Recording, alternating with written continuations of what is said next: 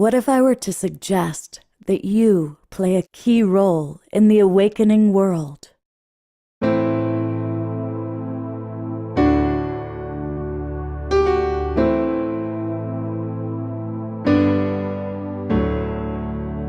that you are watching this because you have heard the call.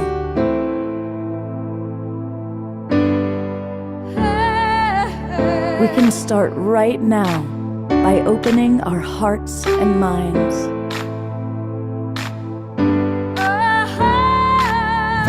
Welcome to the awakening world.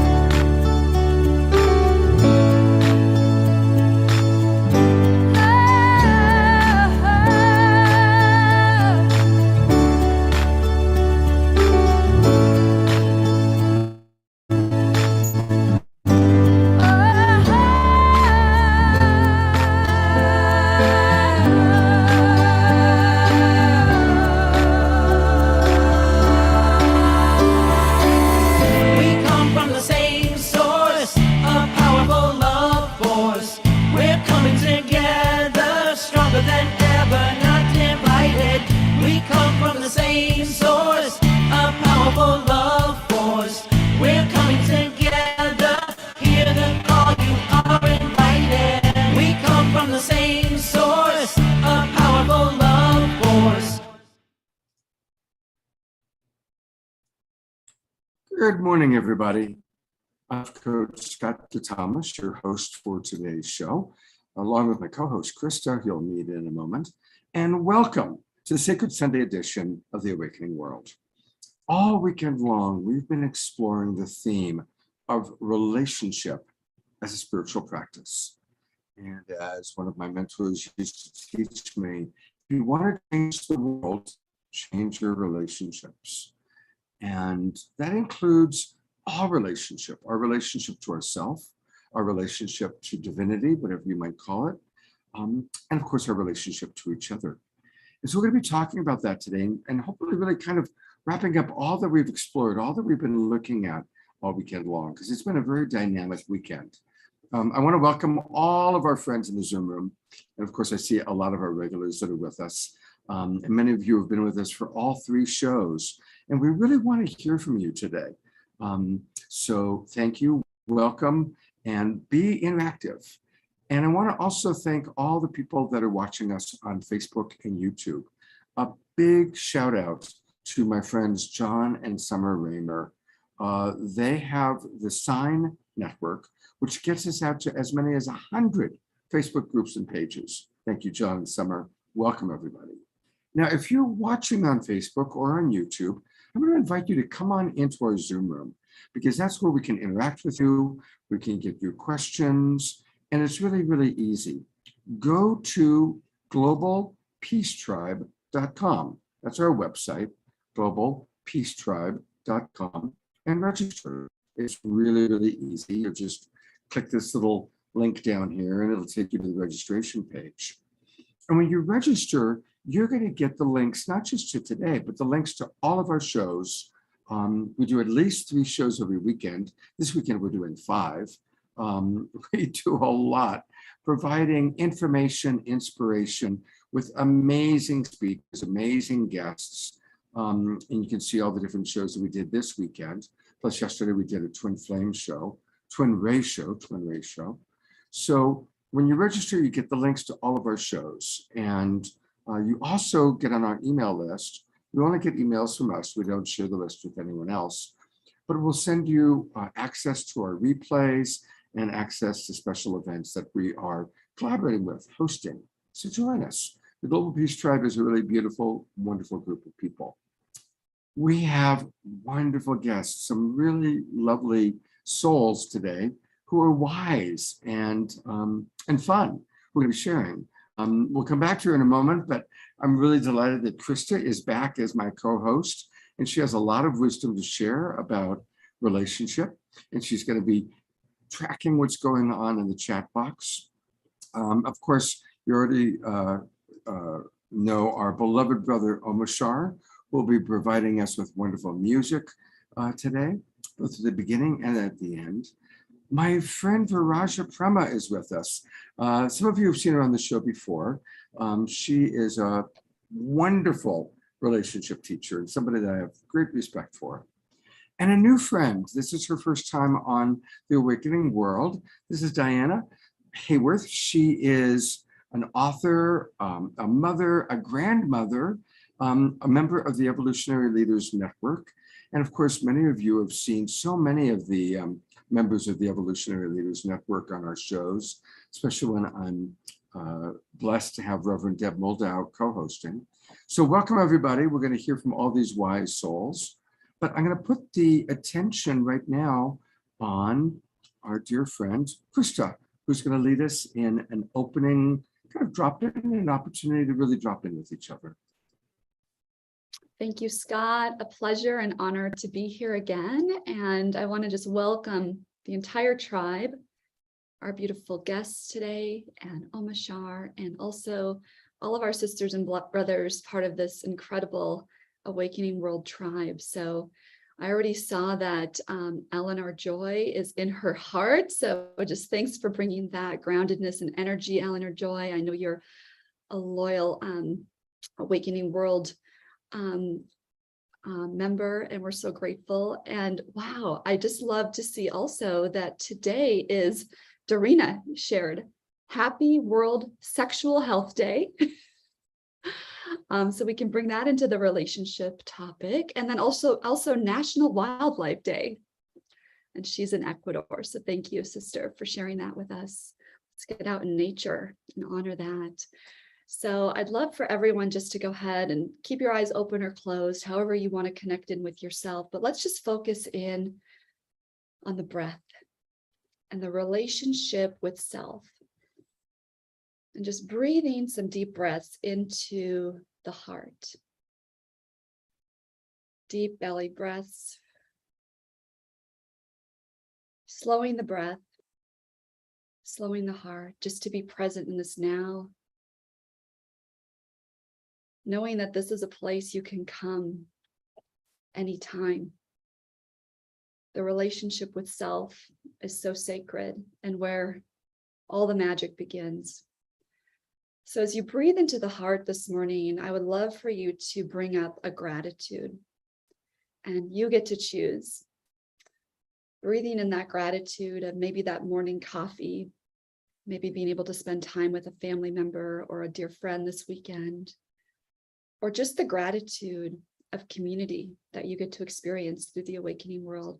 So just take a moment to anchor in that gratitude, whatever that might be for you, and just continue to breathe that in. And now let's go ahead. Let's amplify it times 10. Amplify that gratitude and just start to feel that effervescent sensation in the heart center as every cell expands. Gratitude is the highest state of receivership. And now let's go ahead and just take that level of gratitude and just share it with our Mother Gaia, just sending it down into the earth through your sit bones or through your feet, however you're connected and grounded onto the earth right now. And just expressing our gratitude to the Mother. And just the gratitude that every single day on this planet, we are supported by her. Even when we think we're alone, even when we think things are going wrong, she has been there supporting us every single breath. And now just envision that beautiful golden cord of light from your heart reaching down into the crystalline core of Gaia, anchoring it in, and just envision that golden cord wrapping around the crystalline core, grounding you, connecting you to the energy of the earth. So anchoring that in. And then let's go ahead and receive from Gaia. Let's go ahead and anchor all that back into the heart center and thank her for her support and love.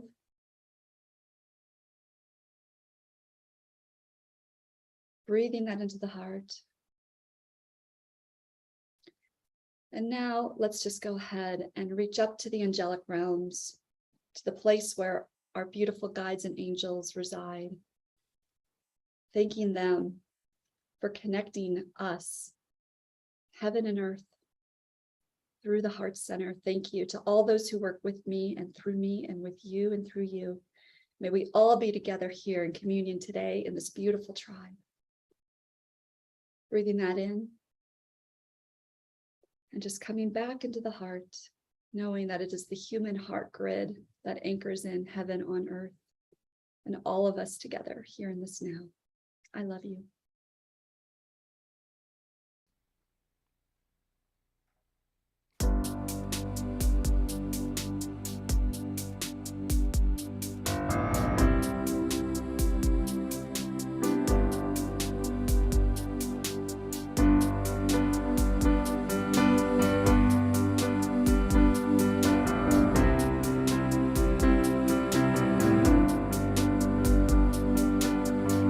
Spirit divine, come to me, feeling love, healing me. Open my heart, allow me to see beauty and love surrounding me. We are holy, holy, holy. We are holy, holy, holy. We are holy, holy, holy. We are holy. Sing with me. We are holy, holy, holy. We are holy, holy, holy. We are holy, holy, holy, holy.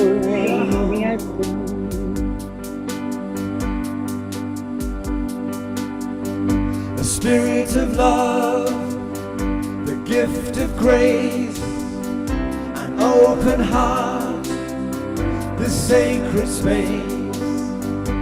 Open my mind, allow me to see that I am home and you live in me. We are holy, holy, holy, holy. We are holy, holy, holy. We are holy, holy, holy. We are home. We are holy, holy, holy. We are holy, holy, holy. We are holy, holy, holy. We are home. Spirit divine, come to me, feeling love, healing me. Open my heart, allow me to see beauty and love lives in me. We are holy, holy, holy. We are holy, holy, holy. We are holy, holy, holy. We are home. We are holy, holy, holy. We are holy, holy, holy. We are holy, holy, holy. We are home. One more time. We are holy, holy, holy. We are holy, holy, holy. We are holy, holy, holy. We are home.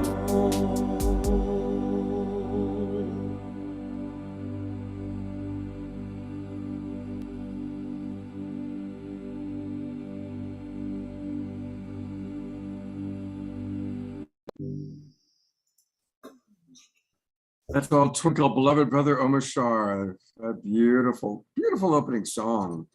And also Twinkling Krista. I love that opening meditation, Krista. Thank you so much. It was beautiful. Welcome, everybody. Big hello to all of you, those of you who have your cameras on. So appreciate watching you sing and dance and move and groove. And welcome, of course, everybody who doesn't have their camera on. We love you as well. And we'll be hearing more from Beloved Brother Omashar a little bit later. But a reminder, we can always support Omashar by going to Bandcamp. If you go to omashar.bandcamp.com, that's where you can find all of his wonderful music, including a lot of the songs you've heard him play on this show. Let's support our musicians. So please remember to do that. omashar.bandcamp.com. And thank you, Omashar. You bring so much love, so much good vibe. You become such a big part of these shows. Thank you so much. My pleasure. Thank you. Well, relationship as spiritual practice. I'm going to ask an opening question. We'll go to Diane first, then to Viraja, and then back to Krista. And I'm going to ask each of you if you'd be willing, and by the way, I've been prepped them so they aren't prepared for these questions. I'd love for you to be willing to share when it's been hard, when you've had maybe a hard relationship experience and how you moved through it and came to see it as a spiritual practice. And I'm sure that that's true really for all of us if we think about it. And so I'm going to go to our new guest first. And I'm so glad to have you with us, Diane. Thank you so much. It's really, really good to have you with us. And I kind of can imagine she will be able to help us here because she wrote a book called How to Choose Love When You Just Want to Slap Somebody. That's really the name of the book. So I think you're definitely going to have something to share about relationship and spiritual practice. Oh, thank you so much. And thank you for that beautiful song. Oh, that is just a beautiful lead into this whole day. So, and the wonderful meditation. What a joy to be here and to talk about something that is so near and dear to my heart. I shared with Scott and all the guests today that I actually have been married 3 times. And I don't necessarily recommend it, by the way, but that has been my spiritual path. And I really understood that with the gentleman who is the father of my children. I have adult children. They're both in their 30s now, and I'm a grandmother. But that particular marriage was particularly difficult, was mentally and physically difficult. Not only was there difficulties in the relationship itself, the way that we worked with each other, but we had, like many people on this call, we had challenge after challenge. Our first daughter was born 12 weeks early. She was a 2-pound baby, and this is back in 1985. I'm in a tiny little community in Virginia. We didn't even have NICU units here. So that was really very difficult. We both had chronically ill parents. So there were lots of opportunities for us to be stressed and overwhelmed. What I now see is that man has been one of my greatest teachers because I was so stressed and overwhelmed, and I did everything I thought I was supposed to do. I went to church. I watched Oprah. I took all these classes. I did everything I thought I was supposed to do. What changed for me was when I started to meditate.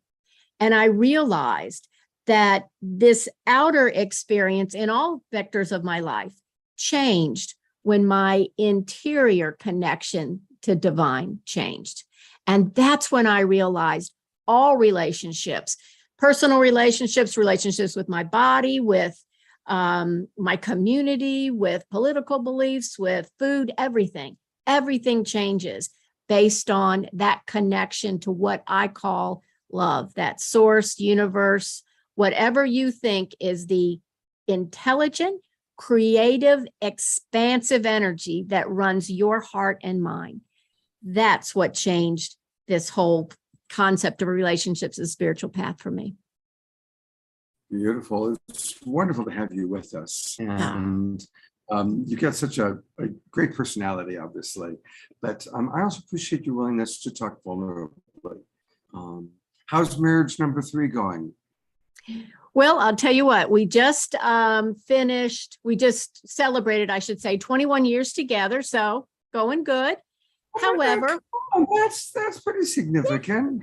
that is significant, but there's been up and downs. I buried both parents during that time. We've lived life, and I have found ways to strengthen our relationship together. But for me, that has come with understanding my responsibility and how I want to live as my most divine self. And that doesn't happen every day, Scott. I'll just say that too.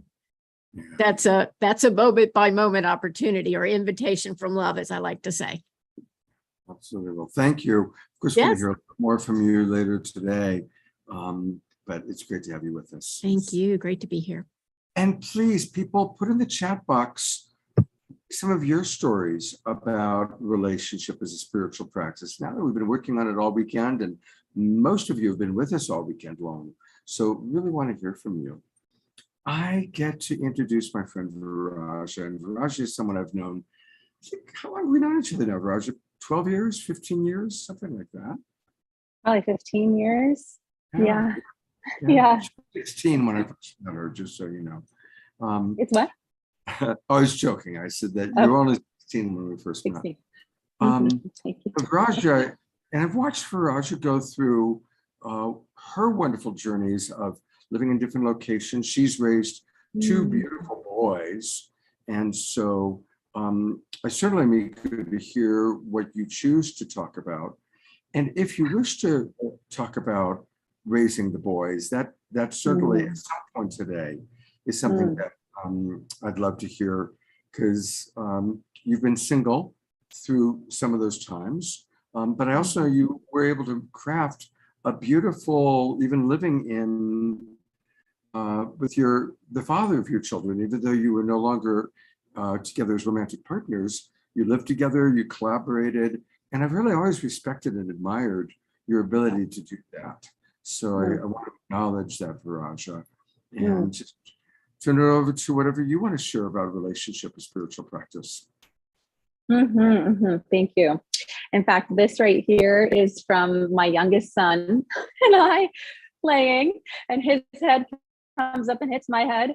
And we have this moment of like, I go, oh, my lip never wins. It's like this part of the manifestation of the dynamism and challenges in relationship. Like my youngest son and I, who's now 12, have a very loving, sweet relationship. But a lot of times when we wrestle or we do things, I physically get hurt. Like, like it's like incorporating the light in the dark somehow, some way. It's true. I have two children. My oldest is almost 16, and I have their co-parent, and their dad is my co-parent, and we uncoupled 10 years ago. And for the 11 years ago, and for the last 6 years, we've been living in a family home as conscious co-parents and co-life mates in that way. And in that time frame, I've also had a very deeply significant partnership with another man, and then I'm now deepening into a relationship with a new person. So I've had four deep relationships since I've uncoupled with the father of my children. And there's so much to share. You were asking the prompt at the beginning of like, what's been hard, devastating, traumatic, that we can utilize, as I say, as the fodder, the fuel for our awakening and our healing. It's even just the uncoupling with the father of my children. That was, there was 5 years of each of us going deeply into our own processes and deep healing, and a lot of anger. And the anger wasn't necessarily even really truly about the other. It was about the parts of ourselves that were needing to get that grit to be able to know ourselves more fully, and to get more home and more whole and more autonomous. And then my most recent, and we did that, and we've been able to live very, very harmoniously. Amazing co-parents, housemates, like we call each other ascension mates. We are not romantic life mates or sexual partners, but we are like family. We're beyond family at this point. And the most recent romantic partnership I had was amazing, and it was also very hard when it ended. But I had a male elder reflect back to me, and it was like, look what you've created, Viraja. And I was like, oh shit. Like, it's really not that word, but it's the deep like taking accountability for like, oh, it's not really them. It's like, I've created this scenario. I've chosen to enter into these dynamics for my own growth and healing and liberation, and to go like, gulp, okay, look what I've created. I have created a relationship where I'm not, for example, not being met in certain ways, or not being, able to co-create and grow as a being that I am beyond where I'm at now, because of the dynamics that I chose, the dynamics I believe that I needed. And I can look back and be like, oh, gulp. It gets very challenging, and a lot of grief. I've had a lot of grief around that. And so my more recent kind of emerging back into, I'll call the dating scene, was just like a couple months ago. And I was meeting people, and actually like 2 days, and I was like, they're amazing. And does this fit what I really want? And, there's lots of reasons we can unpack of like maybe why I've chosen the other things that didn't fit that, worthiness, past trauma, resentment, belief that I couldn't. And now it was like, oh, like they're amazing, but they don't meet me in these certain ways, and my worldview and life experience. And that's really important to me. So continue like, okay, I'm the creator, and what's important to me as I am moving forward in my life and my choices for me and for my children and for my soul's expression on the planet. So it was fascinating. Within like 1 week period of time, like I had a date with one person, and I was like, he's amazing, but he's not all this. Another person, like, he's amazing, but he's not all these other pieces that are important to who I am. And then the third person I came connected with that week had all the things that were important to me, and ironically had the name of the first person and the birth date of the second person. So I was like, wow, okay. The name and the birth date and has 100% of the things. And I'm like, okay, I am tracking and paying attention to what I'm creating. Wow. Yeah. And also life is a journey. We are living in a time, first of all, not that long ago, people only lived to be about 50 or 60. We're all going to live to be close to 100. And also before, it was very much about finding a partner, having children, raising the children, running the farm, running the ranch, running the family business.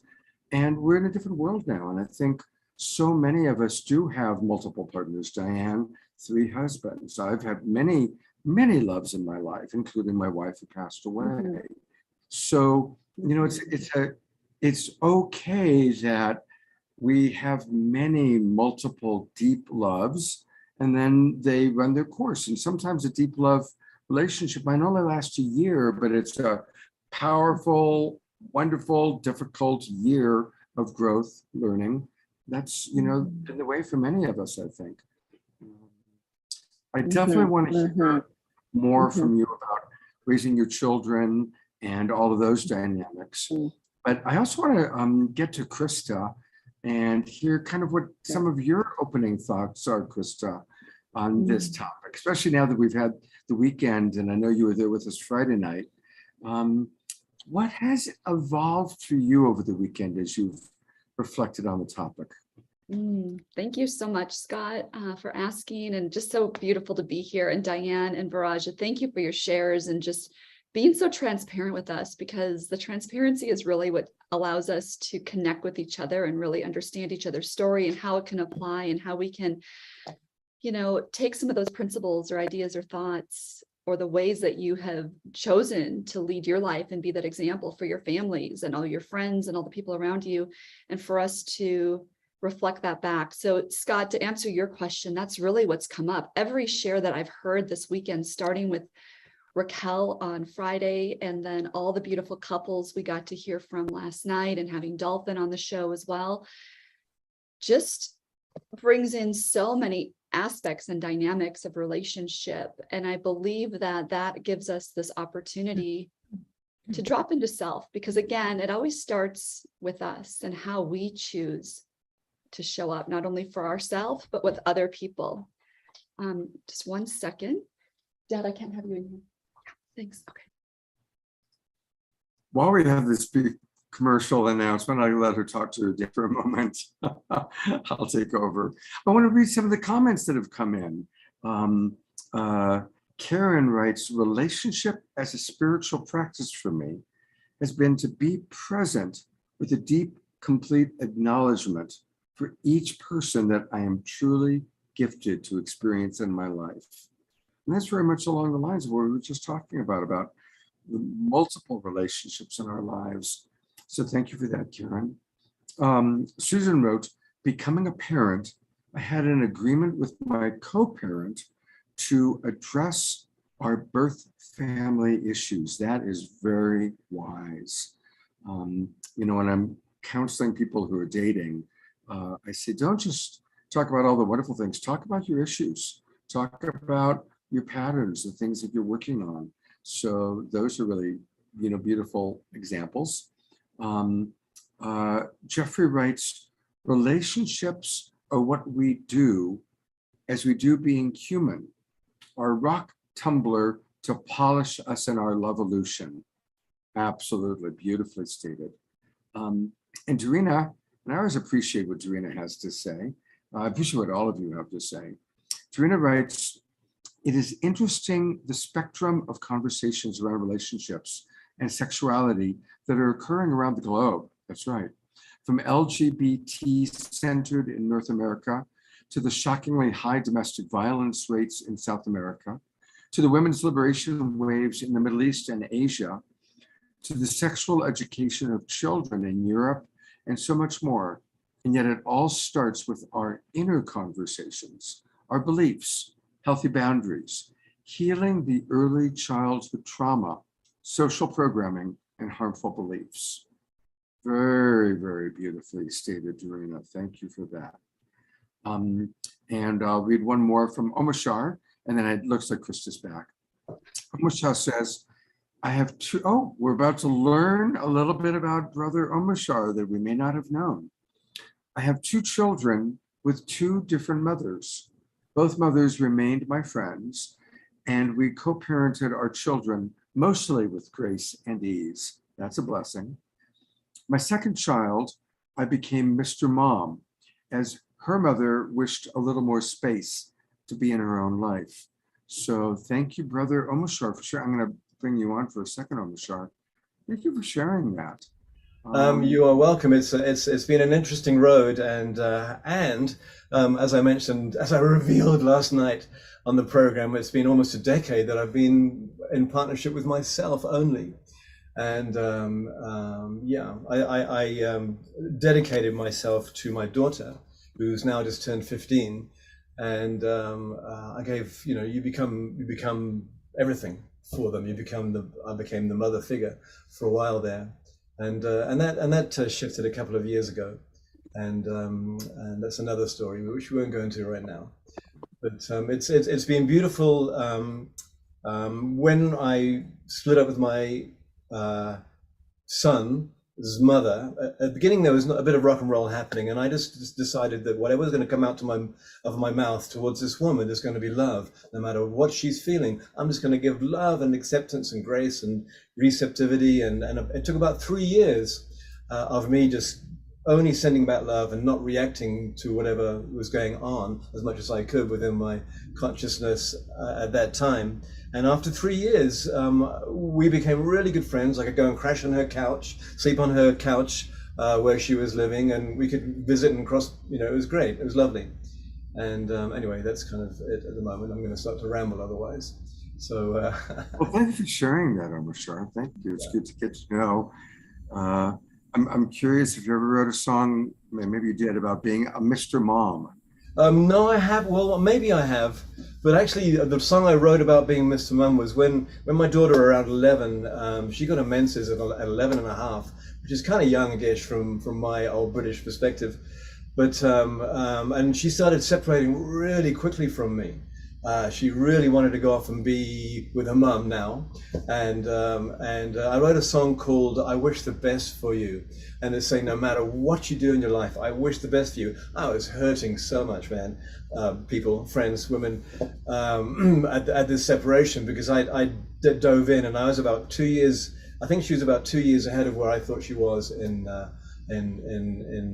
emotional life with me. She was still my little girl, but she was already a young woman. And so in response to this pain, I was thinking, I'm just going to go, okay, what do I do here? Do I cling or do I let go 100%? And I thought, okay, I'm going to let go 100%. And I wrote a song, which I may play, Resurrect. And I wish the best for you. The angels go with you. It's kind of it's a beautiful song, and that was my response there. So I look forward to hearing that song. And thank me you. too. It's a good song. Yeah. Well, thank you. And also, that our friend Scotty Satori says, I have the same story as Omashar. 13 years professionally single. My daughter and I have the best relationship ever. So that's very beautiful. All right, well, we're going to go back to our co-host, Krista. And Krista, I know that you happen to be living with your parents right now, spending time with them in the summer. So there we go.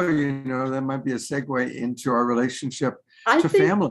There are no mistakes. And I know I shared that last night on the call, Scott. And, the topic that I wanted to bring in for what I wanted to share in response to when it's been hard in a relationship experience is really about holding an unconditional love. So yeah, I've had this opportunity to move in with my parents over the summer, and it's been so beautiful. And ultimately, my biggest aha moment in my life around relationship is that when we do the inner work with ourselves, all of a sudden, all these other dynamics and other relationships start to shift.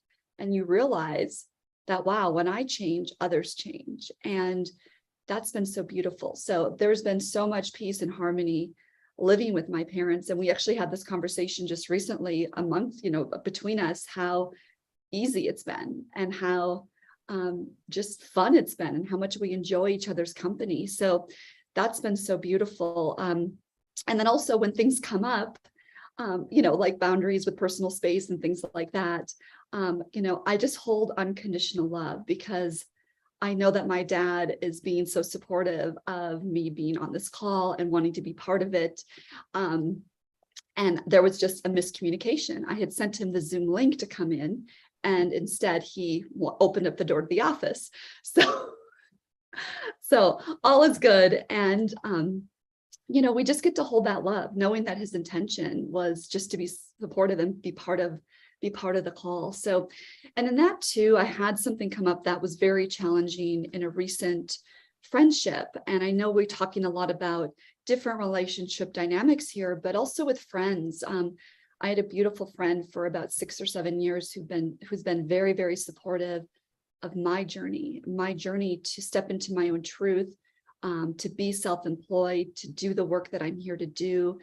And recently, when I came back onto social media earlier this year, I started to speak my truth about certain topics that I want to bring to the world. And this particular person took something personal that I shared, and she chose to block me and to no longer have me in her life. And of course, we get to know in that moment that even though I'm in a place in my friendships and relationships where if stuff comes up, I love so deeply that I'm willing and ready to have a conversation. And let's dive deep. Let's move through these things and let's just hold unconditional love for each other. We don't have to agree on absolutely everything. And so this particular friend chose not to do that. And that was hard for me because I show up in transparency and wanting to come from love and understanding and view every angle and all the perspectives from a place of love. And it was hard for me to realize that this friend who I'd invested a lot of time with and just shared so much of my life with didn't want to make that choice. And so to hold the unconditional love for this person, even though that was her choice, and I still just sent her love. And then also having a deeper appreciation for the friendships that when stuff does come up, and I like to mention this too, my dear Sacred Soul partner in the Heaven on Earth event that we're creating later this year, we get to hold that vibration because we don't always agree on everything about how we're going to go about, certain aspects of the event, but just to say, okay, this is coming up, what's coming up, what sister wounds, what can we move through, and have that conscious conversation. So that's really what I wanted to bring to this, is just holding love for people and also honoring their choice and how they're wishing to show up. There's so much honor and beauty in that. And I'm just so grateful to be part of this conversation. So thank you, Scott. Yeah, thank you. Well, of course, we're going to hear much more from Krista. And I'd love to bring up the next question. I'd like to ask each of you, because you're all relationship teachers and coaches, what is a tip or a practice that you personally have used or do use that you'd like to share with our audience? And it can be a practice for how to manage any form of relationship, or how to manage a difficult relationship, or maybe how to manage a specific type of relationship with your parents or your children or the people you work for, the people you work with. So let's start getting into some practical tips, tools, and practices. So we'll go in the same order. We'll go to Diane, then to Viraja, and then to Krista. Thank you, Scott. I use every day, multiple times a day, a practice that came through me. And this is just one of many, many tools that somebody can use, particularly when I anticipate a conflict, I'm feeling unsettled about something in general. And specifically, I will use what's called the Be Love Principles. And Scott, I know you're going to be posting this website later, but I'll briefly tell you what the principles are. The first is greet everyone with an open heart without an agenda.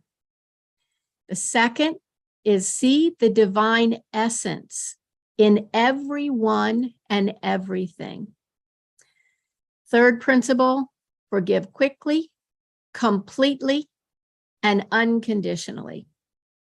And the fourth principle is remember you never left the light of the all. Now, I actually use this as a prayer before I get out of bed every morning, but even before coming to do this show, I went into meditation. Show me how to greet every single beautiful soul here with an open heart, without an agenda, without any preconceived notions, without any filters or baggage from my past, that I can see everyone soul to soul. And that has been a really pivotal way that I have shifted relationships, not only with individual people, but with challenges, with ideas, with situations. It has really been something that's helped me shift from an ego perspective, which is very constricted, to a much more expansive divine perspective on whatever I'm dealing with. Wonderful. Since you brought it up, I'm going to go ahead and go to your website. Okay. At least this particular one. We'll look at your link tree later. But it's a beautiful website, and it's Thank you. beloveprinciples.org. Yeah. beloveprinciples.org.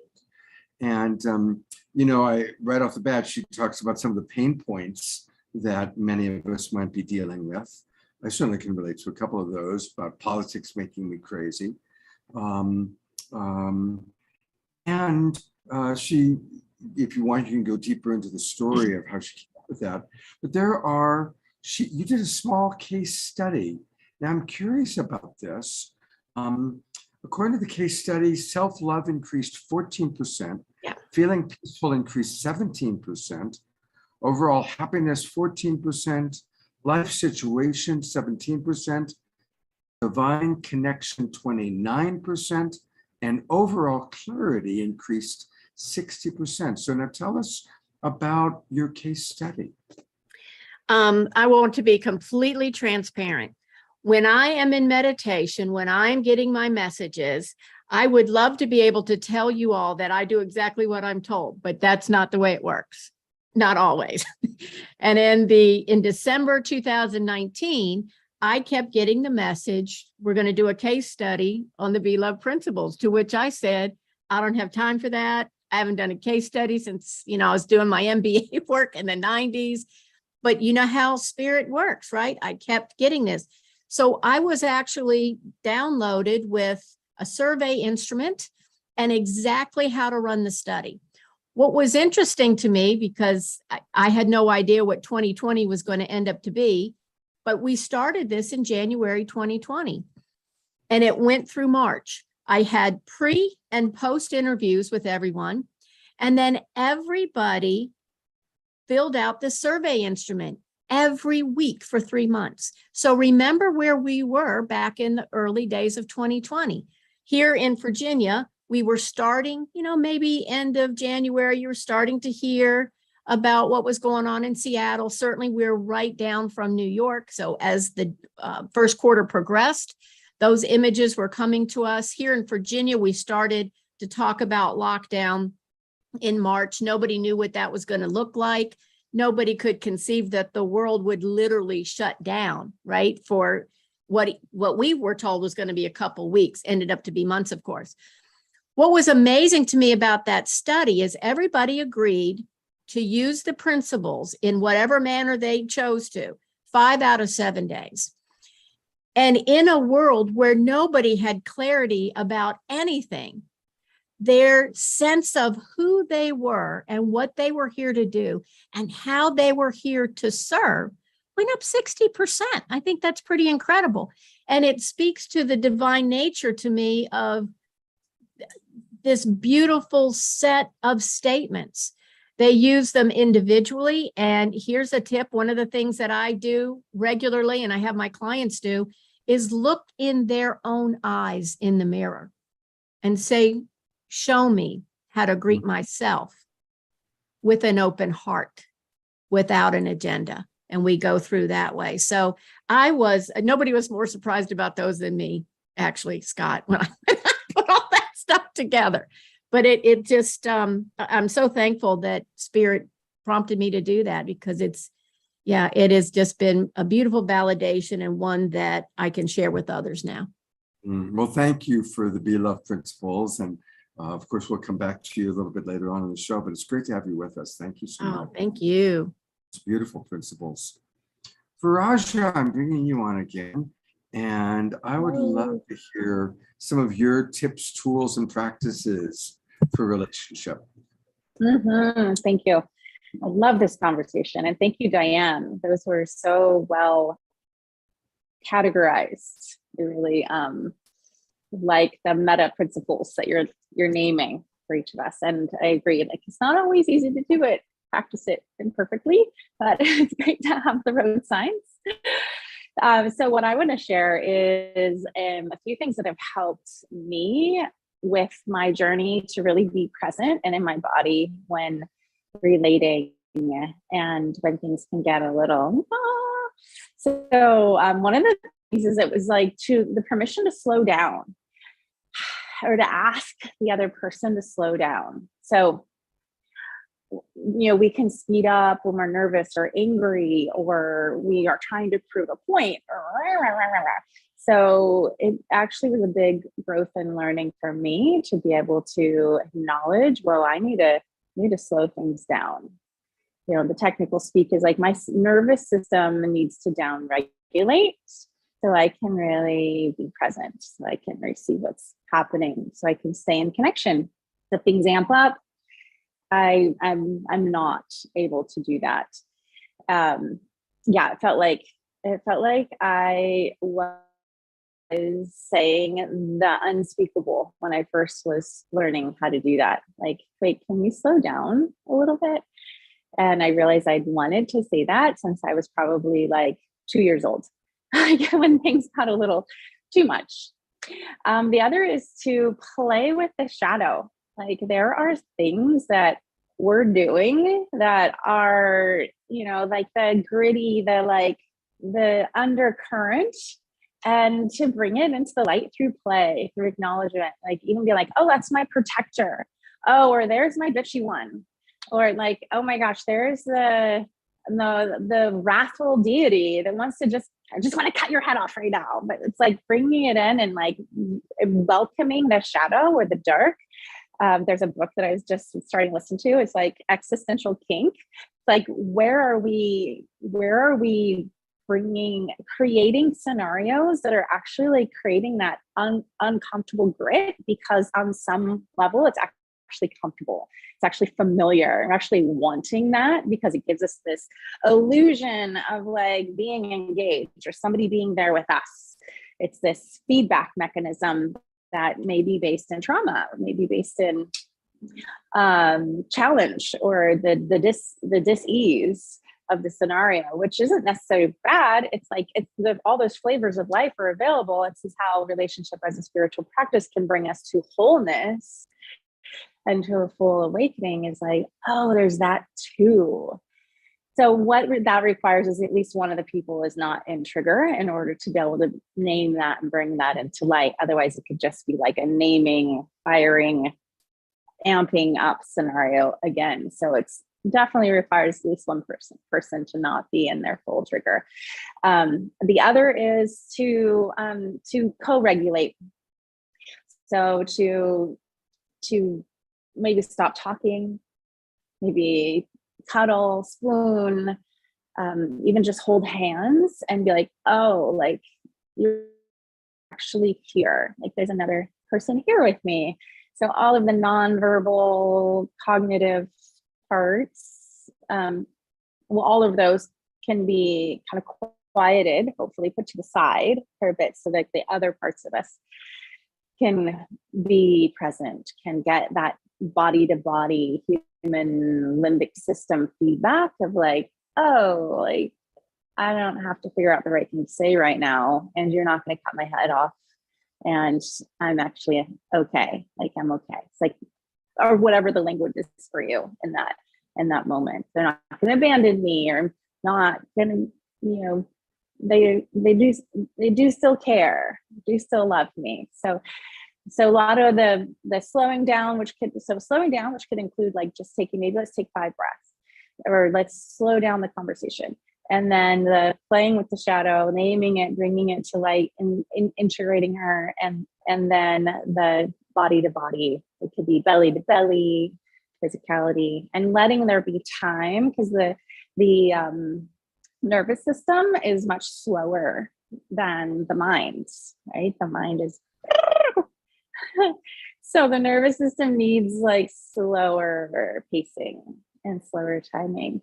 And then when we can be here and present, then we are available for the relationship with ourselves, with the other, with the greater source. We actually have the capacity to receive that.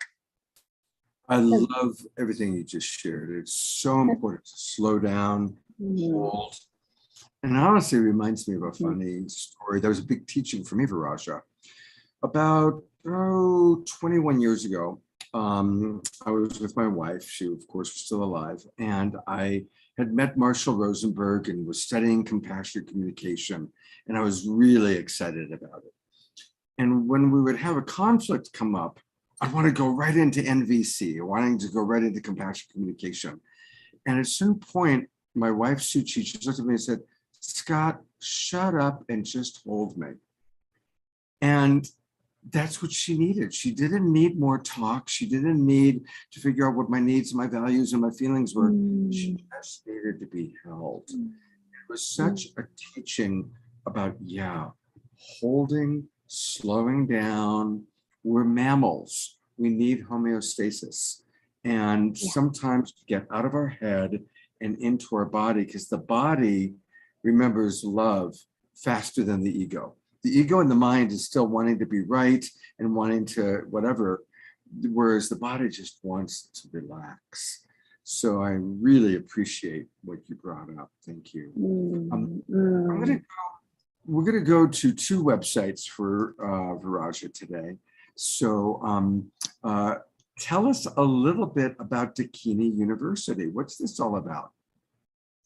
So I'm excited, everyone, to share for the first time really publicly that I'm launching a new resource. It's called Dakini University, and it's a passion project that's accumulated from my life experience and training and initiations this lifetime and many lifetimes.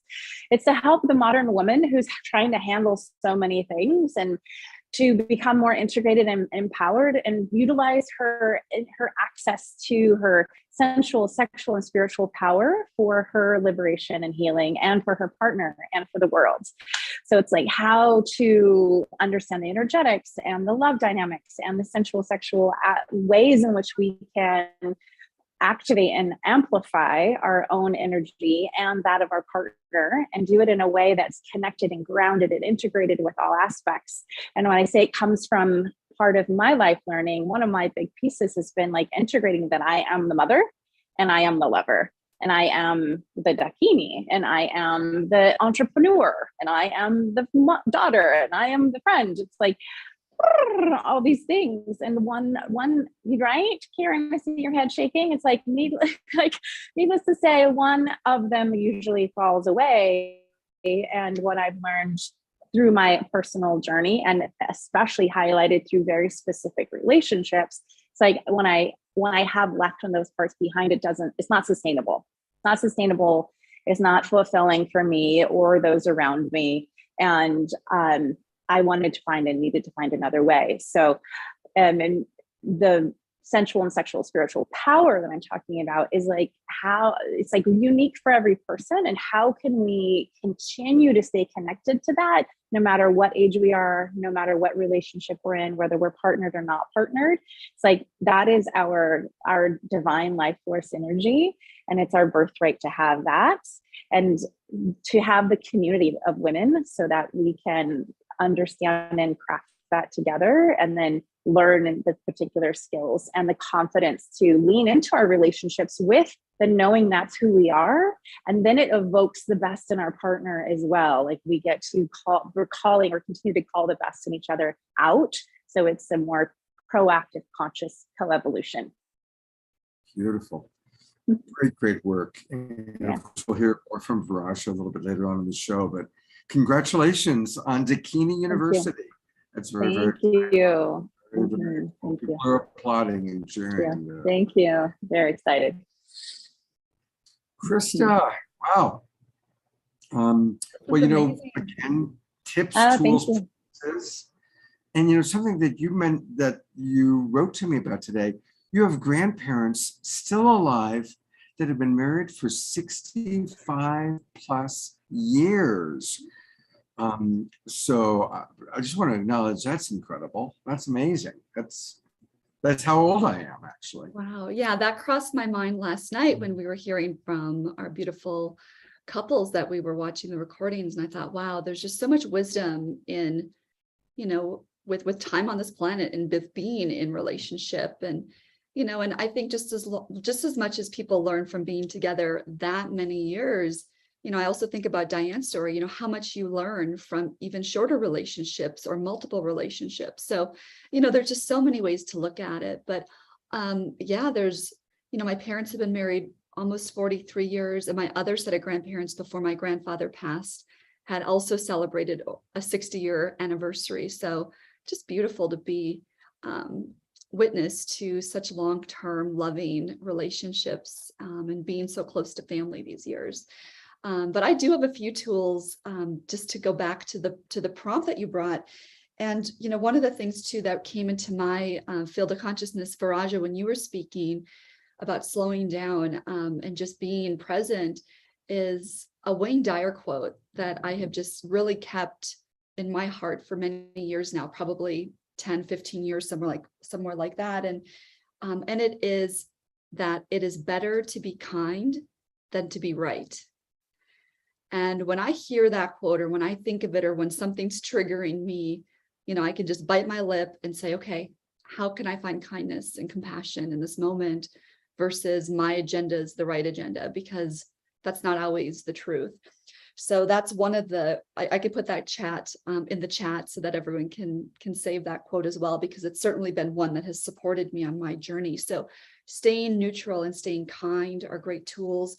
And then also to remember, especially in conflict, everything is a mirror. So when something's coming up and triggering you, bring it back to yourself. You know, what is coming up that I need to look at and maybe heal or address within myself?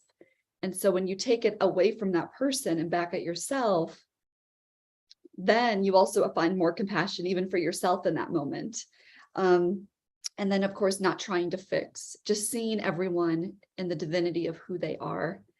That's been a big thing for me, to stay out of judgment and just to love them on their journey exactly where they are. So those are some of the things I'd love to share. Thank you, Scott.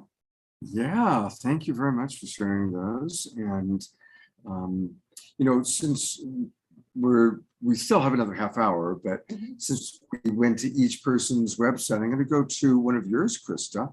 And of course, I met Krista through Soul Search, and I really enjoy co-hosting with Tangela. And now I love co-hosting with you as well, Krista. And So so fun. thank you, Tangela, who I think might be watching right now. Thank you for bringing us together. And so Krista is a big part of Soul Search, and Soul Search is a big part of Global Peace Tribe. We do all these collaborations. We collaborate with the Evolutionary Leaders Network, which is one of the ways we met Diane. We collaborate with World Unity Week. We collaborate with Relationflix, Dolphin, who was with us last night, and we collaborate with Soul Search. And Soul Search is where you can find people like Krista. And she is a very gifted medium, psychic healer, coach. I love how you bring all these worlds together. And this is a way that people can contact you. And I believe that you are offering actually ways for people to connect and get to know you. So tell us a little bit more about your work as a coach and in working one-on-one with people. Absolutely. I really am in a space where I have found the highest joy in healing work, and also through the modality of working with our DNA. So I'm an epigenetic health coach, but I also work on the side of DNA that has to do with what we can do to activate our dormant DNA, to support our ascension, to support healing and clearing trauma and what might be held in the DNA from our ancestors and through our lineage. So I really work around that aspect, but bringing in my gifts as a psychic and a medium to bring in clear and specific messages to support someone on their journey, and other modalities as well. So really enjoy working with people. And sometimes it's just giving people support from an aspect of their business and how to step into the next aspect of what's going to serve them and help them create more money in their life. I really love helping people build their bank account, and also with healing, just having beautiful, beautiful opportunities to have people have physical healings after we've cleared what's going on in the DNA and trauma. So actually this weekend, I do offer a beautiful coupon for the Labor Day weekend. I'm going to offer 111 off, 111 off any sessions with me. And you can just contact me direct through the Soul Search website. And I also have a complimentary exploratory call if you'd like to get into a little bit deeper conversation about some of the coaching programs that I offer as well. So thank you so much. Appreciate the opportunity, Scott. Yeah, it's great having you with us. Thank you so much, Krista. Well, I want to offer a couple of tips and tools on my own. I'm a love coach, so I got to offer a couple here, right? I want to talk about when someone comes to you and gives advice, especially for those of you that still have parents that are alive. When your parents are giving you advice, or your brother-in-law is giving you advice, or a friend is giving you advice. And what is very common is somebody comes and they give us advice, and we hear it as judgment. And maybe they're saying it as judgment, when are you going to do this? And you should do that. And we hear it as judgment. And it's perfectly human to go into reactive defensive place. But the ninja move is to notice that, take a breath, maybe give yourself that emergency dose of self-empathy, and then thank them for their care. Thank you, Mom, for how much you care about me. Thank you, brother-in-law, for wanting to improve the quality of my life. Flip into just appreciating their intention to improve the quality of your life. And it's a good tip to really put into your consciousness, because it is pretty common that people give us advice and there may be judgment that we hear or judgment that is in that message, but really underneath it, if we can just acknowledge appreciation, going back to Krista's beautiful opening meditation of gratitude, learning to be grateful at all times and expressing gratitude. Even when somebody comes at us in critical way, if we can turn it around and go into gratitude, it's the ninja move, it's the Aikido move.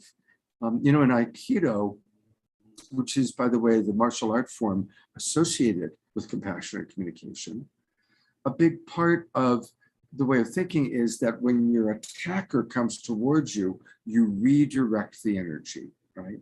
And that's what we always want to do. And gratitude is a wonderful way of redirecting the energy. Someone comes at you with criticism, how can we turn it around into gratitude? Wow, thank you for pointing that out. I think you really are wanting to help me right now. Thank you. So that's my little ninja tip and tool. All right, we've got about a half hour left. I mean, we don't have to end exactly at 11:30, but I want to ask, we'll go one more round with each of our presenters. So whatever you want to speak to. I know that Jeffrey had asked a wonderful question about how to consciously uncouple.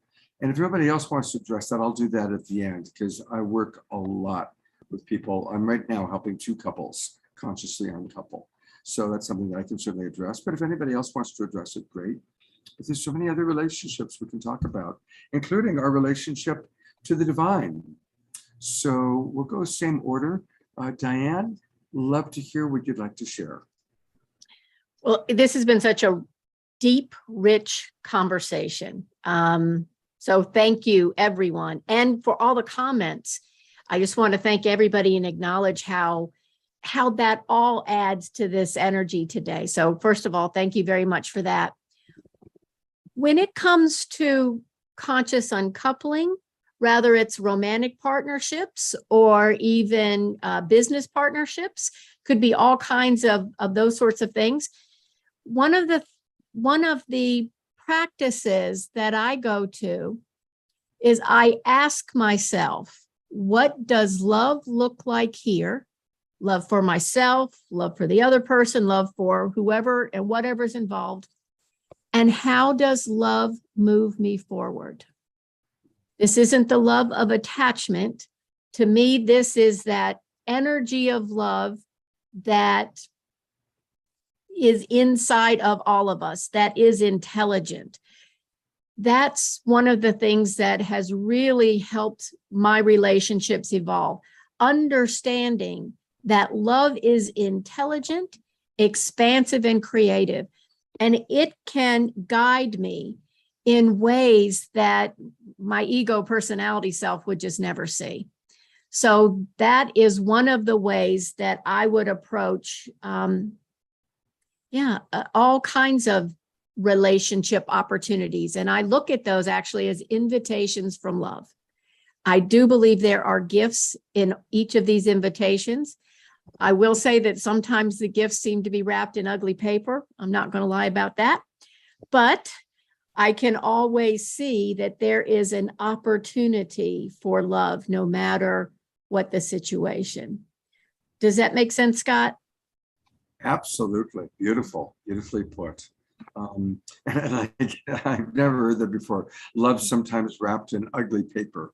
Yeah. I've never heard that term. Yeah, the gift of love, not love. Love's always beautiful, but sometimes that gift doesn't seem to be in pretty paper. So, but still a gift. Yeah, exactly. And it is a constant practice of learning what veil am I seeing this through. I talk a lot about our veils of past pain, and I think it's important for people to really spend significant time self-reflecting. What are my veils of past pain? When I see a certain person or have a certain situation and that veil of past pain comes down, learning how to be aware of it so that we can lift it and see that person or see the world more clearly.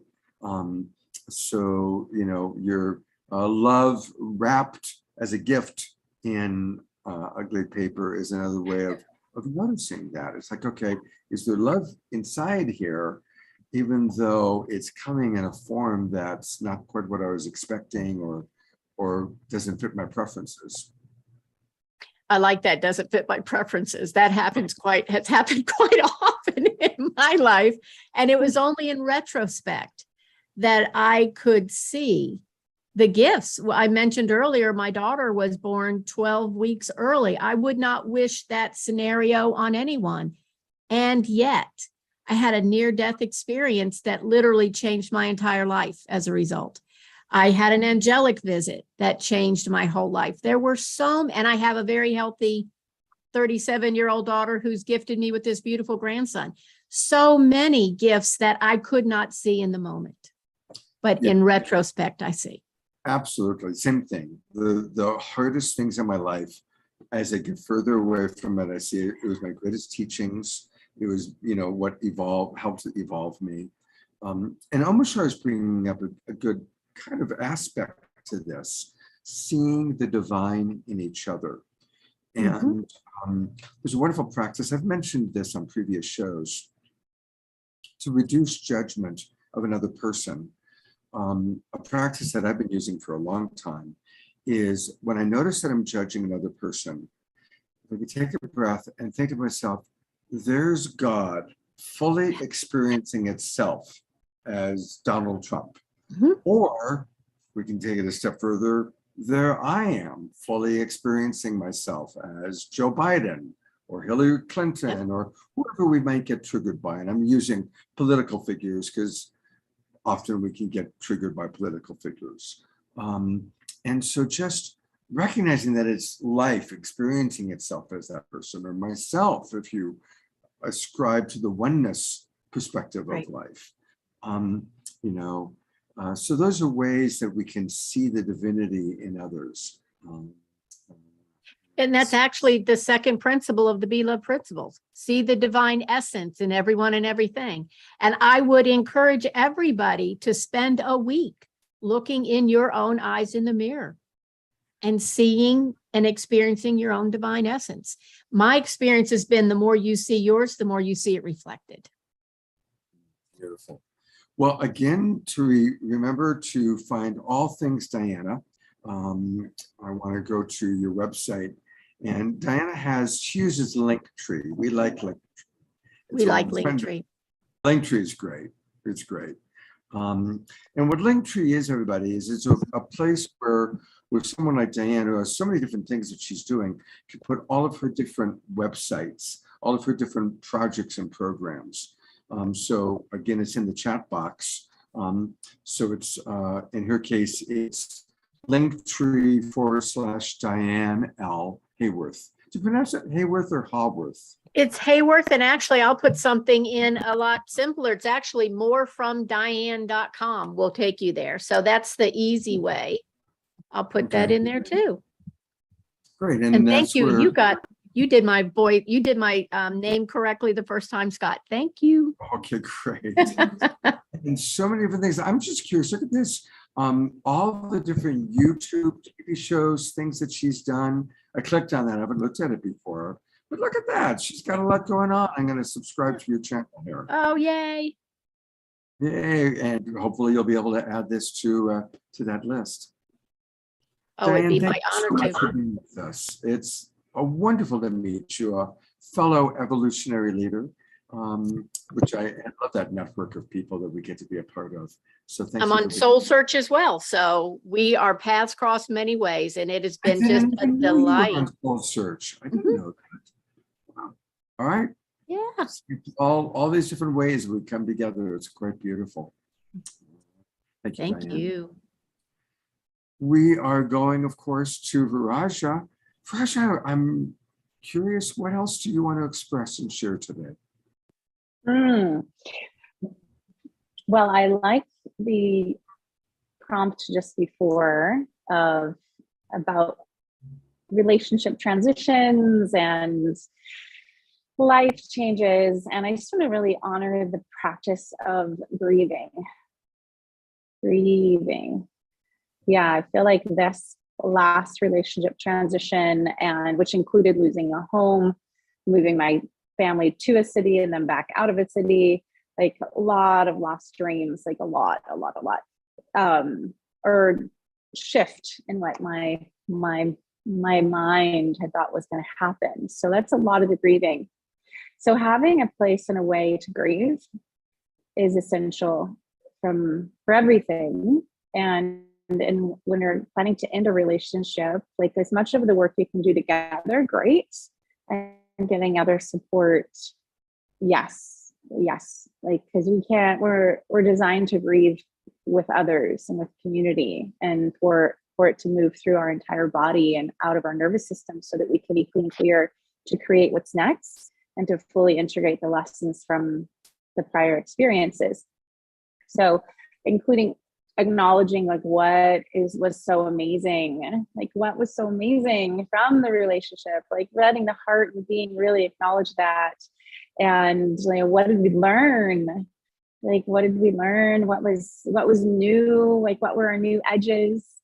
Like I had the experience for the first time of dating somebody who actually had children, which was such a journey to have his side healing, where I could come in and we can actually meet and create a relationship, which was so important to me, so sacred. And then when our relationship shifted, and it's like I wasn't only grieving like the man being, it was like the children, like my mama heart was like, whoa, in this territory I'd never known before. So many things. And then if possible, you reunite at times to do grieving together. Like we have done 4 different rounds or more of grieving together post relationship transition with my last relationship, and having each, like being in a place where we could like hold the other while they're crying it's a phenomenal gift, phenomenal gift. And I feel like as I say it right now, my heart's like, ouch. But it's good ouch. It's like that growing ouch, the thing they say, like your heart breaks because it's breaking open, right? And it's through the relational dynamics that we find our new capacity for what else we can do and love and how we can be. And my tracking now is like going back around to like parenting, and in contrast to that, like parenting has been always something in my mind. It was going to be my part of my spiritual path is being a mother.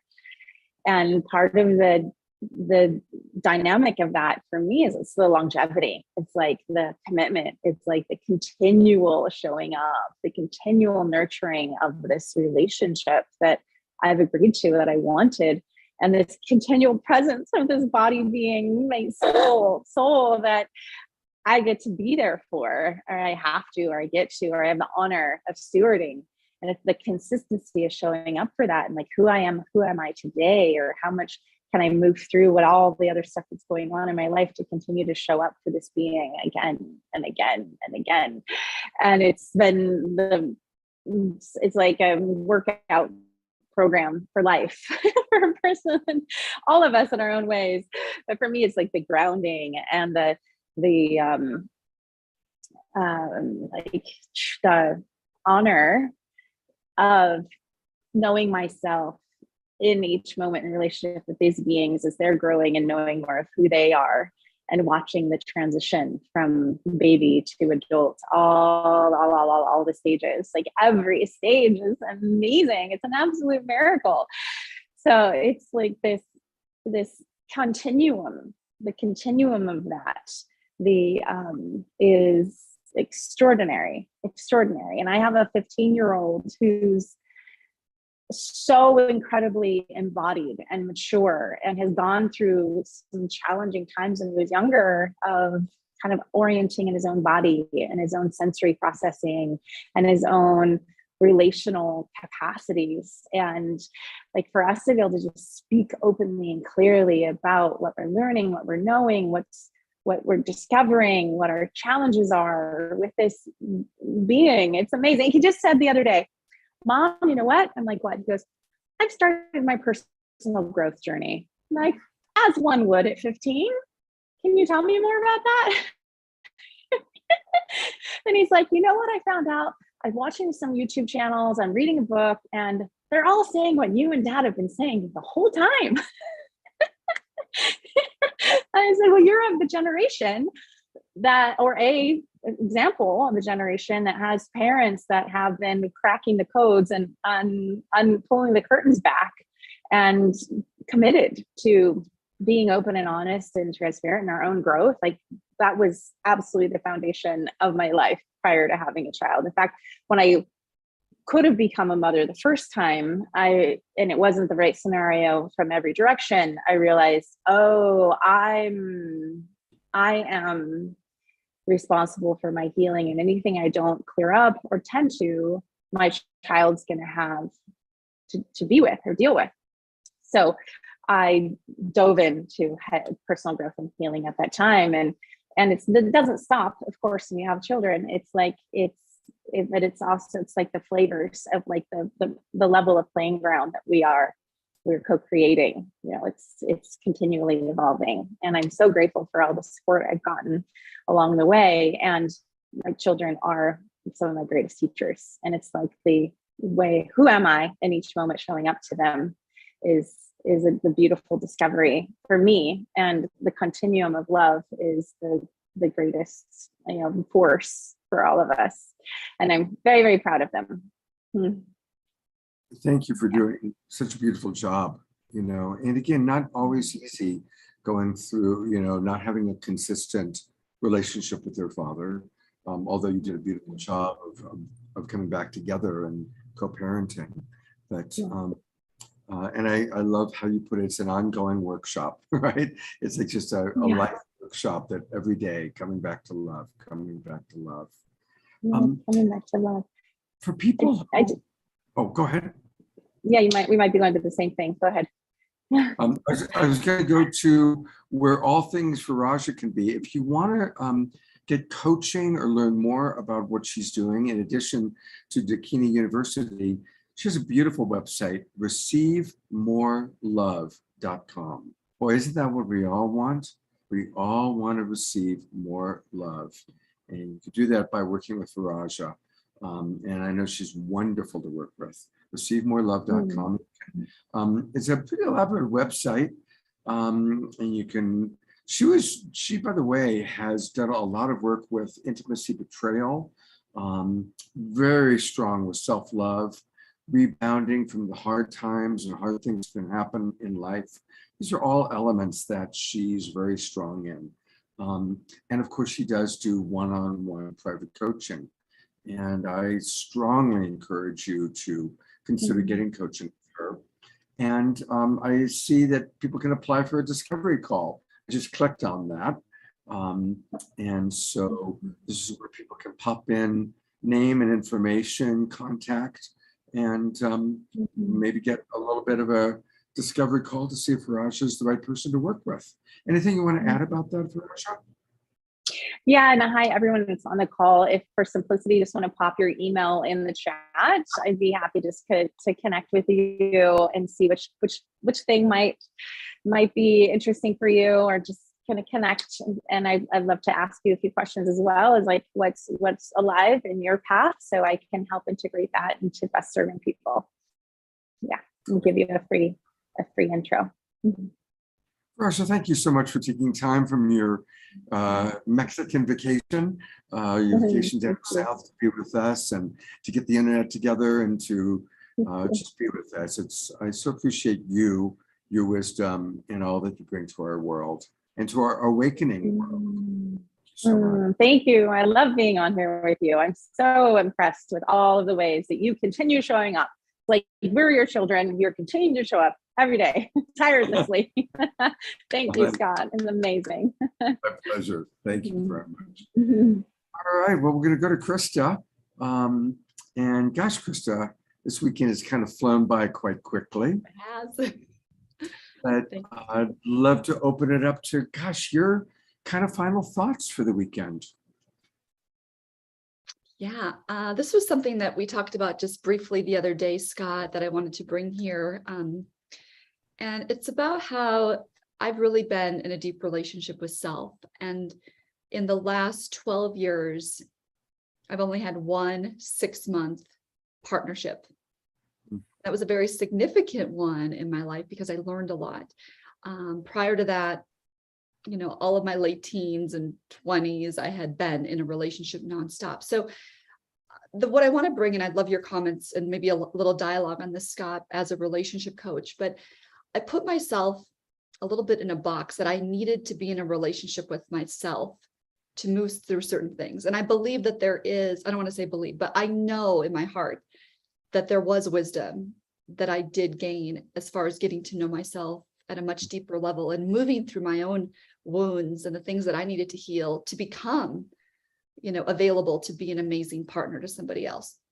On the flip side, what I'm realizing over the last couple months is that thinking that I have to achieve or do a certain thing or have some certain success or have something set up in my life in order to have a beautiful partnership has been untrue. And so I just wanted to bring both sides of that and have maybe you comment on that, because it's been a big liberating thing that why did I think that, or why did I have to move through that? But, it is what it is. And now I'm at this place where I have that deeper realization. I love your vulnerability in bringing that up, and certainly with myself and very much in coaching people. I've observed that we as human beings often come up with very complex ways to avoid not claiming what we want the most. Mm-hmm. It's like what we most want to be in relationship, what we most want to experience in life, we often create this, well, I have to do this, and this before that can happen. Or I need to achieve this, and this before I can allow myself to receive. And the people that I've observed that have the most magic in their life, if you will, and actually the twin ray, many of us are familiar with the twin ray. The twin ray have an amazing circular flow going on where they receive a lot and they give a lot. They're in a beautiful flow. And in 2 years, they've created a lot of magic in their life. Mm-hmm. They're very, very generous, and they're also very receptive. And so I would say that taking what you brought up to all of us, what is it we really want in our life? And to what degree have we put blocks to receiving it? I'm not worthy, I'm not ready. Now, the other side of it that I also want to acknowledge is the value of discernment. Mm-hmm. And I've been single for 3 years. And I've actually been happy. I've had a good 3 years. I'm happiest when I'm in a healthy relationship. And if I could wave my magic wand, I would love to be in a beautiful romantic partnership, doing great things together with somebody. I'd love that. But I also have recognized I'm at a time in my life where I'm really in discernment. And I'm very selective now about who I'm going to merge with in that way. Same. So finding that balance of being open, receptive, and available, but also being discerning. Because obviously when we were all younger, we just jumped in, it was like, we would jump quicker into relationship. We would jump quicker into that merging experience because it feels so good to merge with another human being. So I'd say just let's all reflect on where are we with really being open and available, and where are we with discernment, the discernment piece. So I said a lot, and I'm curious how that lands for you, Krista. Yeah, in fact, it all just resonates so deeply with me. And so thank you for all your comments. And I just know I'm exactly where I'm supposed to be. And having, deeper realizations as I'm on my own journey is just such a beautiful gift, right? And, as a coach, I also have a coach. And one thing that came up recently with her as well was that I already am all the love. We are that same, everything that makes up the universe is what makes up each of us. We are all that divinity.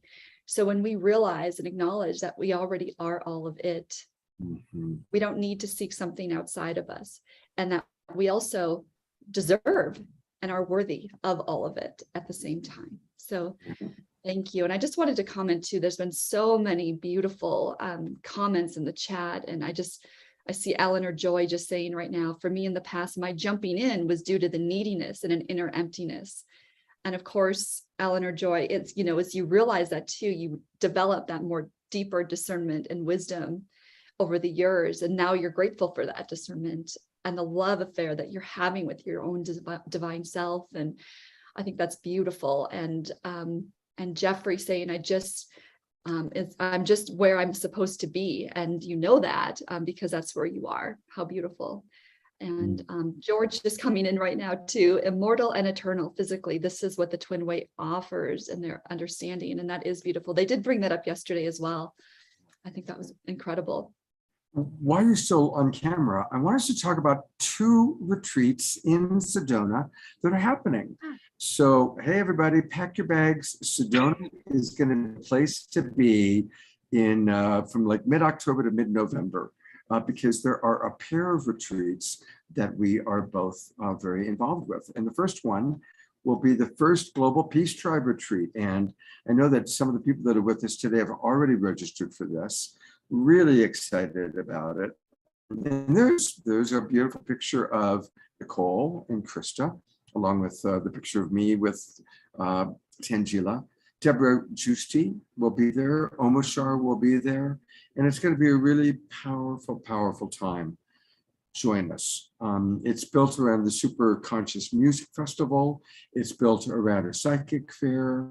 We're going to have about a dozen play shops with people like Krista and Raquel Spring and Tangela and myself teaching play shops. And we're going to gather together for 3 meals a day where we all can eat together, play together, spend time in nature together. It's going to be powerful. So definitely, if you haven't already registered, please join us. Please register. We have a wonderful woman who is our cosmic concierge. She met her last week on the Awakening World, Luana. And she's going to be helping people work out their travel plans. So if you have any questions, private message me or go to the website, email us. We want to make it work for everybody.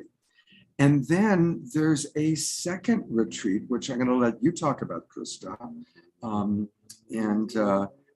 So people may just want to move to Sedona for a month. I'm going to be arriving just right after mid-October and just staying probably right through Thanksgiving.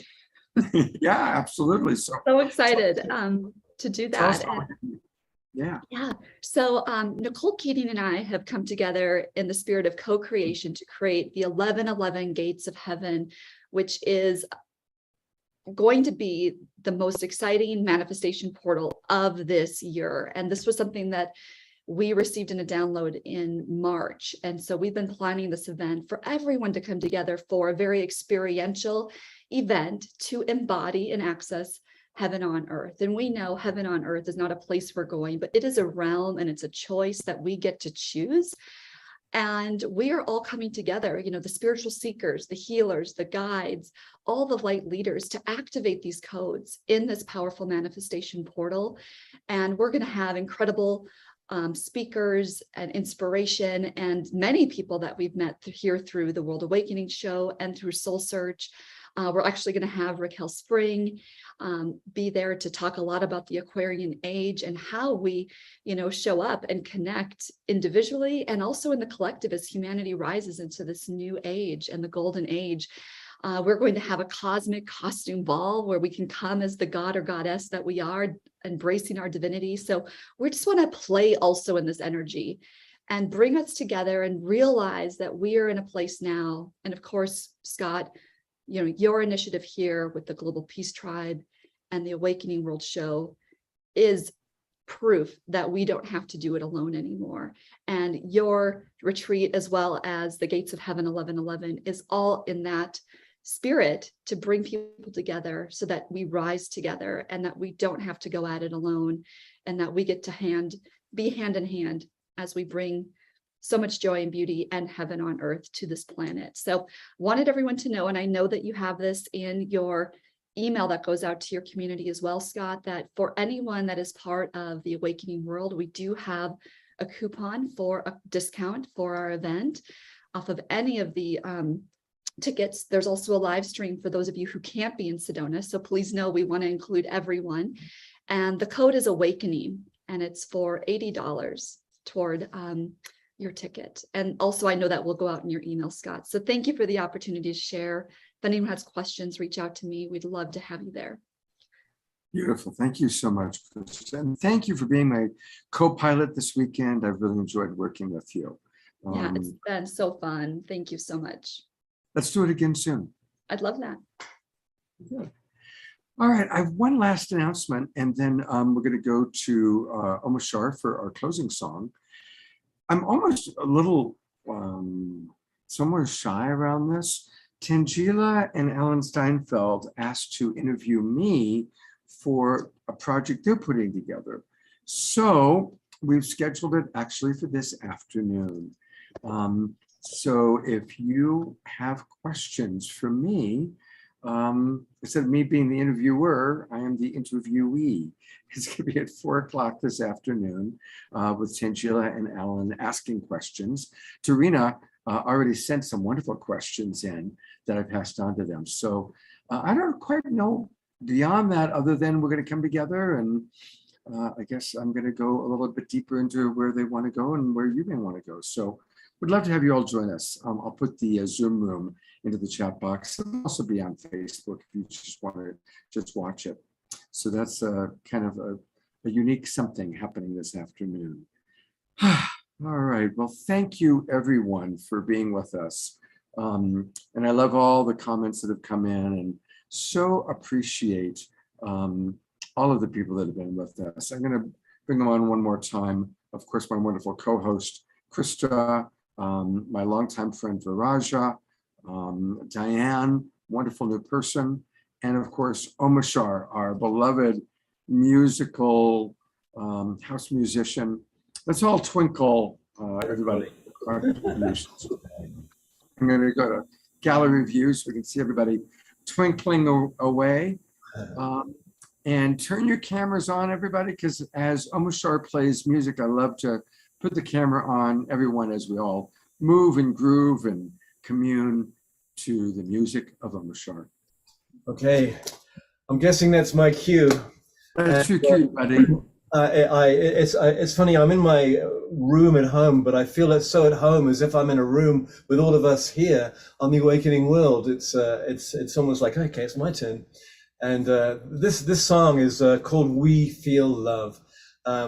Every song of mine is about the divine love within us, and this is about coming out of the sea of illusion, coming into your heart and realizing, my goodness, I am a sovereign being, and I can do this, and I do have the courage to change. And so that's where this one's coming from. And oh yeah, it's on my, I think it's on my This Beautiful Garden album on Bandcamp. All right, press a few technical buttons, and here we go.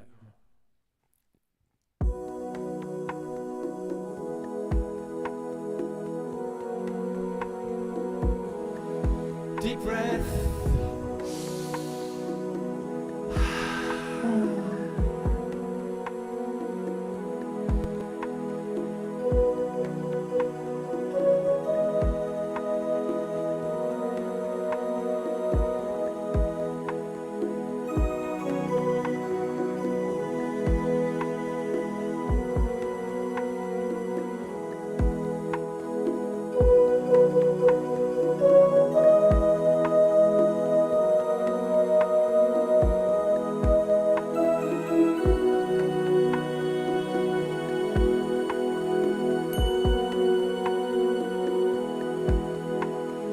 Lost in a sea of illusion,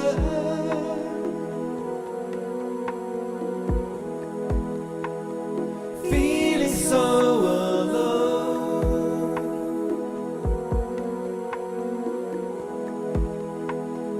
lost on a wave of confusion.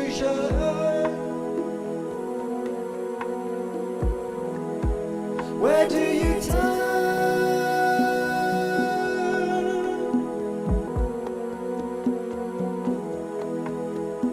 Flow with the tide of completion.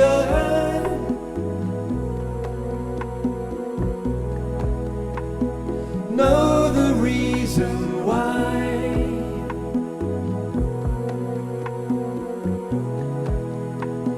Drink in the waters of healing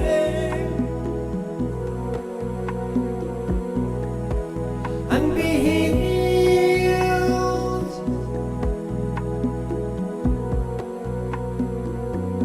We're coming home to the part of us that's waking up.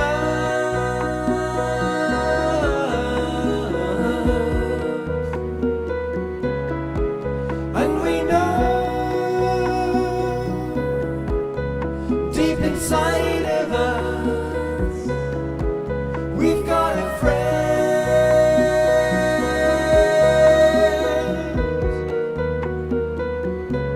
and we remember the design of our lives.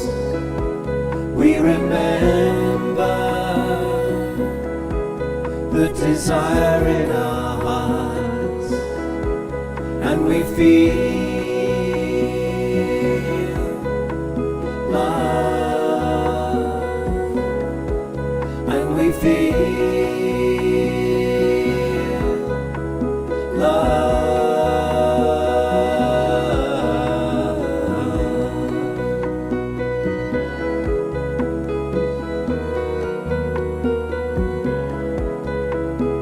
Dive into the depths of your being.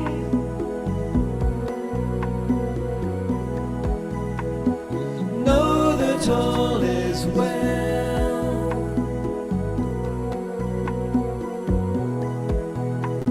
And dive into the deepest ocean and see the truth.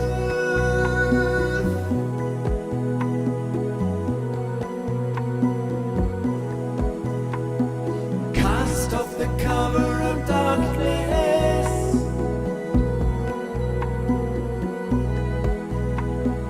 Free yourself from fear.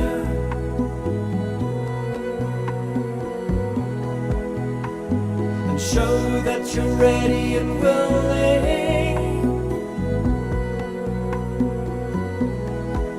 to make the change.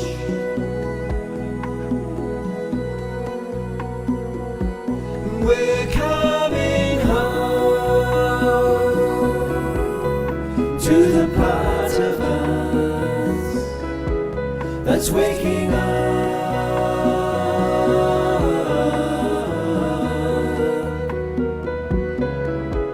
And we know deep inside of us we've got a friend.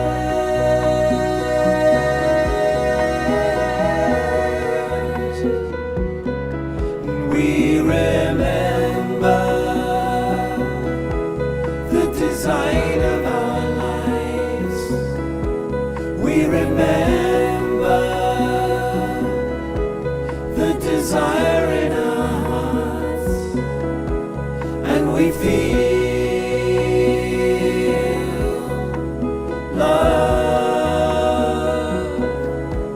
and we feel love.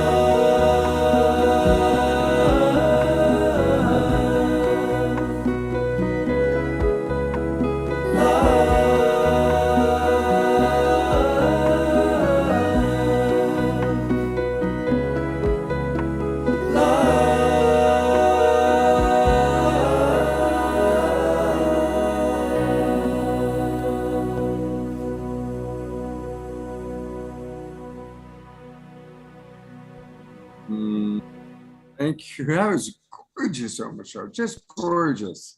Thank you. Talk about gorgeous. Look at all these beautiful, beautiful Aren't we beings. gorgeous? We are gorgeous. We are gorgeous. Look at how beautiful everyone is. My gosh, I'm going to actually take a screenshot of that. Smile, everybody, smile. And I'm going to post this. It's beautiful. Thank you so much. All right. Well, it's been a lovely show. Thank you again, brother, beautiful brother Omashar, for all that you do. Always. And thank you, everybody, for being with us. Hopefully, I'll see many of you at 4 o'clock this afternoon. I'm not That's quite right, sure. the deep dive into Scott. That's what it's. Oh, gosh. I'm a little nervous about that. I know, right? All right. Well, I always like to close with a gallery shot. So there's everybody. Thanks again for being with us. And we look forward to seeing you, whether it's this afternoon or next weekend. Or by the way, next weekend's theme is we're celebrating unsung heroes who are creating the new paradigm. That's next weekend's theme. So see you all next weekend or this afternoon. Take care, everybody. Much love.